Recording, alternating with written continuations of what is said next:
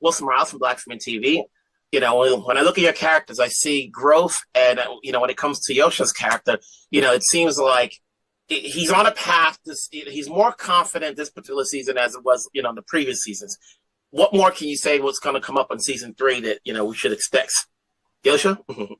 Yeah, the previous seasons, Rand has been kind of running away from who he is, and then also hiding for who he is.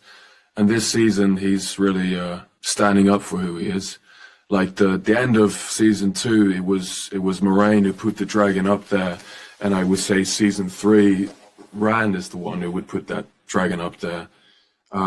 This season, he's really looking for truth, and when he finds that truth, he really owns it. And that is interesting this season because it makes other people around him do weird stuff. And then that's where we see a new kind of hate and anger, a new kind of darkness in Rand because of society that really pushes him in a different way. And I would definitely say that he's more confident. There's a certain kind of intuition to him where he needs to go. And that feels very different. Awesome, man. With Moiraine, you never know what you're getting out of her. She's definitely the riddle every episode. Like 1 minute she's like watching things unfold. Next minute she just kind of intervenes when it needs to be. It's like, what are we getting from Moiraine? How we do explore your character this season? Well, Moiraine is someone who's having to deal with losing control. She's here to guide Rand. That's her single mission and focus. And yet he is wanting to take the reins himself. So in order to keep guiding, she has to relinquish some control because she has to follow and guide. So it's this sort of duality of the push and pull of the two characters. And she receives a revelation in episode 4, which really shatters her world. And from then on in the season, things get very, very interesting for Moiraine. I'm not going to spoil that because the people watching the first 3 on March the 13th won't have got to there yet. But for us, Moiraine and Rand's relationship is the heart of this season for me, anyway. It's maturing and getting to a place where they're able to trust each other, which is, Moiraine has always fought for Rand to place his trust in her, but in this season she also has to learn to trust him. Speaking of mature, Josha, when you think about your character and the growth he's had over the last 2 seasons, how would you say you've grown skill set wise as an actor playing this role?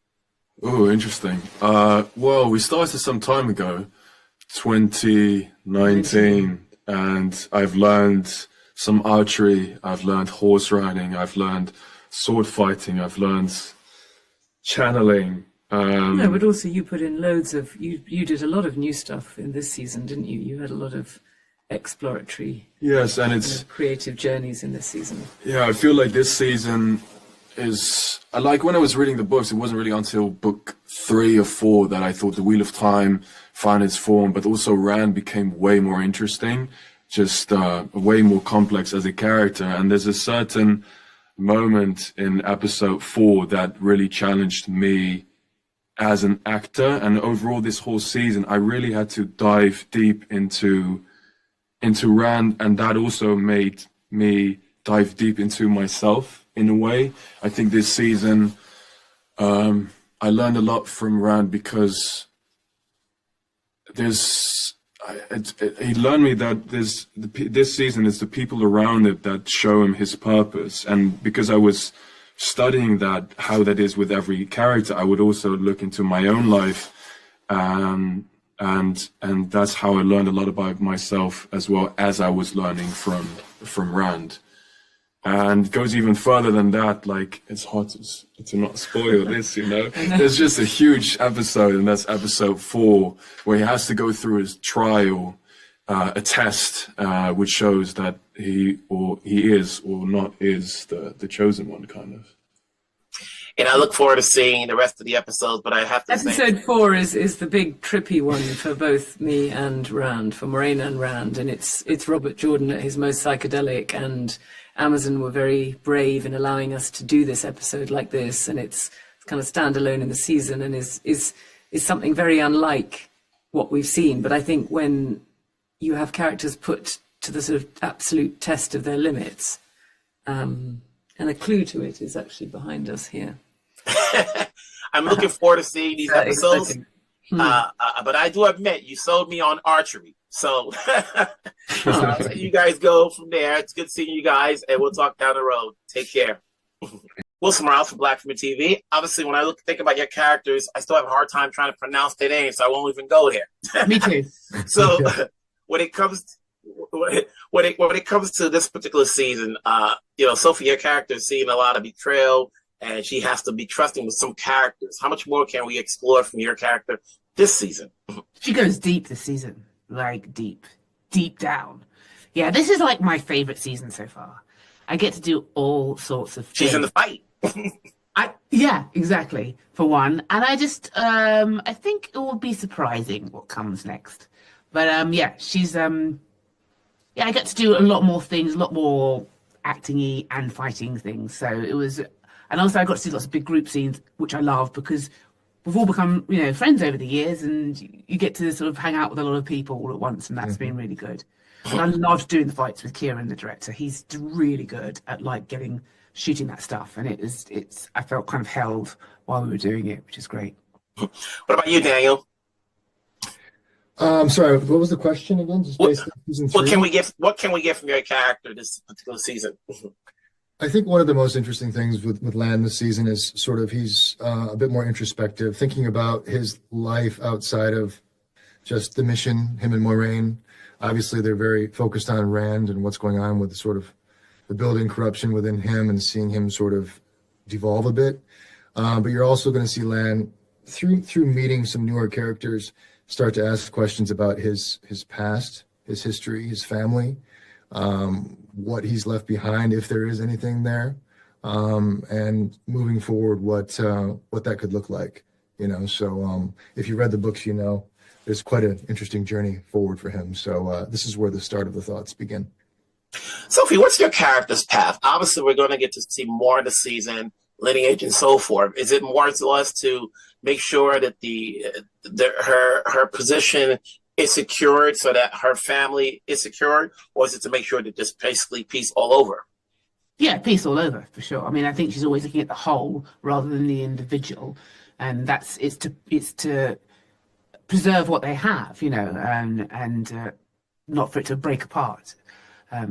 So I think that's always what she's looking for, and also the truth. I mean, that's the whole idea, is it, to sort of, to find the truth. Mm-hmm.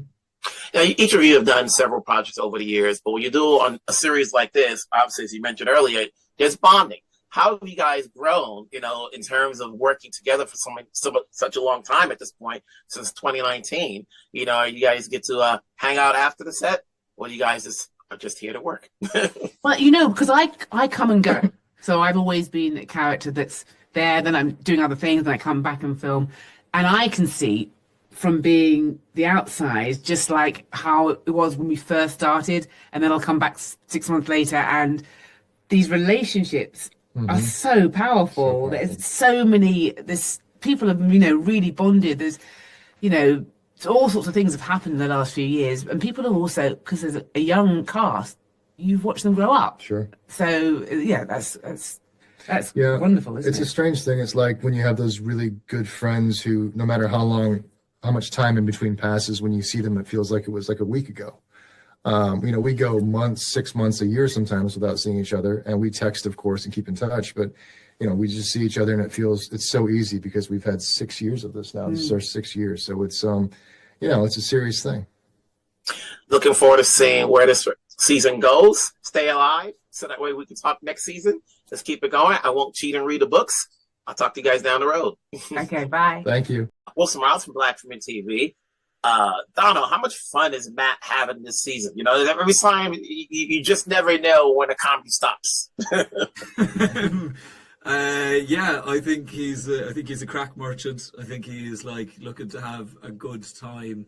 And I think also the point that you find them at the top of season 3 is like there is a sense of like, yeah, the world is burning, and like my friends have got like this. I can see from the people that I'm closest to that they have got this like massive burden on each of their shoulders, you know, and that I maybe feel a bit of a duty to allow them to forget about it for a moment. And I think that's like a nice part of the top of season 3 is like seeing them be lads and going for pints and trying to like protect their like key friendship that has lasted for so long by just, you know, being with each other. And I think it's a nice thing that in this kind of big fantasy tale that we also see these moments of kind of relativity where we're like, oh, I can totally associate with just wanting to take my pal for a drink and be there for him and talk to him about kind of what's been going on for them. So yeah, I think he's definitely having a lot of crack at the top of this season. Yeah. And Marcus, you know, it always seems like your character's always conflicted. Like he's just never happy. And when he is, a dream will pop up and like, here we go again. what do we get in season 3? You know, is he on the right path, or does he not know where he's at? Yeah, no, I think he's just a bit tired of the whole thing at the start of season 3. I think there's like, I think he's looked at it and realized, you know, maybe this kind of like prophecy or to be sort of a key part in this might not be for him, and I think he's looking at maybe stepping out of it. And I think that scene that Donald was talking about with the 3 lads kind of mirrors something of going back home and just being sort of like a regular young dude. And I think ironically actually he returns home and he realizes that he can't escape from anything, and this kind of chill lifestyle it just isn't really an option for him. And there's always going to be danger, there's always going to be things woven into the pattern that he has to deal with. And I think I think it's a little bit chill at the start, and then it just, you know, it just all kind of kicks off again as soon as he goes back home. Now, you guys have been together for over 5 years, and the best thing I got was Josha telling me that he's learned how to do archery. What have you guys learned and grown in this time besides friendship? I hope so. Anything you got, you know, whether it's your skill set as an actor or something you picked up doing while doing this show? To be fair, I know it's quite obvious, but horse riding was one that I'd never really done it before. I was really scared, and I think there's a little bit in season 3, but particularly in season 1 and season 2, it was just amazing to kind of do that and to be riding horses and the sort of streams and valleys in Slovenia was just like a real kind of like, this isn't a proper job kind of moment. Yeah. And it was quite surreal. So I think that is a skill set that if I get to use again, it will be amazing. But if it was just on this job, I felt very, very lucky to be in that position. What about you, Donald? I think for me, maybe it's the combat and the stunt training that was just amazing in Prague. Like we were working with an incredible stunts team that were like that not only were like looking at what's so impressive for camera, but they cared so much about your character that you were that the choices that you made within the fight were reflective of what you think the character might do. And I just, when I was at drama school, I just didn't really see that for myself. I would go to stage combat classes and it would be like, oh man, PE class, I hate this. When I was American, yeah, I know. Oh, but I just didn't really, I never really saw it for myself. But then kind of stepping into this role, like doing so much stunt training with it was like really exciting for me. It was a bit of a curveball. I didn't really see that for me. I was much more of a active pacifist, or what's the thing in Hacksaw Ridge? He's a conscientious objector, and never got that. Yeah. But yeah, and I didn't really see that for myself. So I just think it was a really great part of this process of. You know, like the team were so much fun as well, and it was a real highlight of my time filming in Prague was going to the studio training with them and then shooting. Those days on set were amazing, and there's a lot of that in season 3 across the board. It's very action packed. So I think that would be a big highlight of what I've learned in since starting the wheel of You know, I look forward to seeing what more comes up in these upcoming episodes. Marcus, great job in September 5. Great job all around with this particular season. We'll talk down the road. Take care.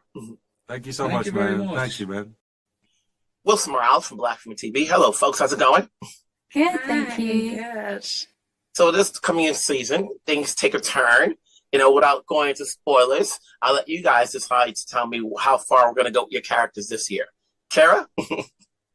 Yeah, it's a really fun season. I think all the characters have grown up so much over season 1 and season 2, and they're really starting to find their own way and carve their own paths, and it's been really, really exciting to delve into the characters more and seeing how they're kind of facing all that's thrown at them over this season. Ayoola? Yeah, I agree. I think it's really nice to see there's a definite jump as we're coming into this season, and seeing where all of the characters go. It's really exciting, and kind of the next stages and all of their lives and the decisions that they have to make, and kind of the choices that they're faced with and what that means for not just them individually, but also for all of them together as they're kind of weaving this extended across the world. Ayoola, with your character, why is she separate from the other two in terms of the trio? Well, I think one reason they're bonded, so they naturally all just go where each other go. But I think Aviendha as a character is a little, she's very, very much Aiel, and she's very much embodies that, but she has a kind of humor to her and a kind of rebelliousness that is maybe not traditionally in keeping with generalized Aiel culture. And I think that internal struggle is a big part of what makes her unique as an Aiel. Speaking of tradition, Ceara, you look at your character and her lineage, and it seems like with her, she knows the path she has to take, but she wants to take a different route before she gets there. And I kind of saying it right? Yeah, absolutely. I think she really looks up to her mother and the path that she carved, but I think she also is starting to learn how her journey to that place is going to be unique, and I think she's constantly questioning what type of leader she wants to be and what type of queen she wants to be in the future. So she's constantly trying to gather more knowledge, and I think over season 2 her world was opened in going to the White Tower, and she started to see how much her upbringing was sheltered and how much she does need to learn and grow in order to fill her mother's shoes. As the characters grow on the show, how have you guys grown with the show? Oh, wow. It's been a long journey, and yeah, I think that's the beauty of the show, is you really get to grow with the character. Definitely. I think also just our skill sets are evolving. One of the beauties of having characters over a TV series is that each season you get to kind of settle into them more, but then also because of the books, there's just a wealth of knowledge and depth and kind of world building that you also develop with, I think, as you go on. Absolutely. We're looking forward to see where your characters go, see how far it gets. I was kind of sad that I didn't get all of it because I like to binge everything at once before I start talking to you guys. But I guess I'll grow as I continue to watch these episodes. Have a great day, ladies. So nice to meet you. Thank you. Thanks. Bye. Wilson Morales from Black Film TV. Rafe, Hello. how challenging? Can you guys hear me? Yeah. Oh, okay. How challenging is this putting season 3 together? All these characters, new characters, and making it all make sense. I mean, that last part's the key. But I do think, one of the biggest challenges we face every season is we just have these 8 episodes, just 8 hours, and we usually have, we have 22 series regulars on the show, and that's not even including people like Sophie Okonedo and Alvaro Morte, these incredible characters that come in for their arcs. So it's one of the biggest balancing acts we have with the show, is how to let all these incredible cast members shine. And it's one of the biggest pieces we do at the beginning, is sort of breaking down the season and figuring out which arcs can play when, which stories come forward when, which actors get their scene, get their episode, get their moment where. And, you know, like, I think that juggling act, like you said, is really the very, very hardest part of our job in the writer's room. Natasha, you know, your arc, you never know what you're going to get with your character. Do we root for her? Do we not? Whose side is she on? What do we get in season 3?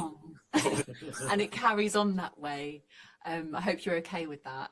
But yeah, it's really, it's, we get to know, maybe we get to into more depth with her this season. Perhaps people might start to empathize with some of her life choices. But Lanfear's still always going to Lanfear. You know, she just can't help herself. Yeah. You know, the first episode of this season, I don't think anyone saw coming. You know, we're like, okay, you know, this is right off the bat, we get great battle scenes, you know? So what would it to make it the first episode, without going into spoilers, the way it is? Well, I think one thing we always want to do is play with audience expectation. And on this show, we usually have kind of like a slow start to the season. We're reminding you of this big world, all these characters, where are they at? You know, I think last season started with, you know, a 5-minute quiet sequence of Rosamund Pike alone crying in a bathtub. And we're like, what's the opposite of that? And that is having an all-out women absolutely shredding each other in the White Tower battle sequence with huge VFX. And we, you know, we do always want to, as soon as you think you've figured out the rhythm of the show, do something to disrupt it, do something to surprise you. So hopefully it did. Now, before I let you go, Josha told me the best thing is that one of the things he learned throughout the years he's been doing is how to play archery, or how to do archery. What have you learned, Natasha? How to walk in high shoes. If it was this season, I haven't been up in wires before. And I did some wire work. Oh yeah, you did wire work, but I mean, don't underplay this shoe thing, because I have seen Natasha walk on the like roughest ground with basically a sail on her head and 40-mile-per-hour winds, and make it look good, and that is no small feat. No small feat. I see. Good pun. Anyway, we look forward to seeing, you know, what develops the rest of the season. Congrats. Let's keep it going. We'll talk down the road. Thank you. Wilson. Take care.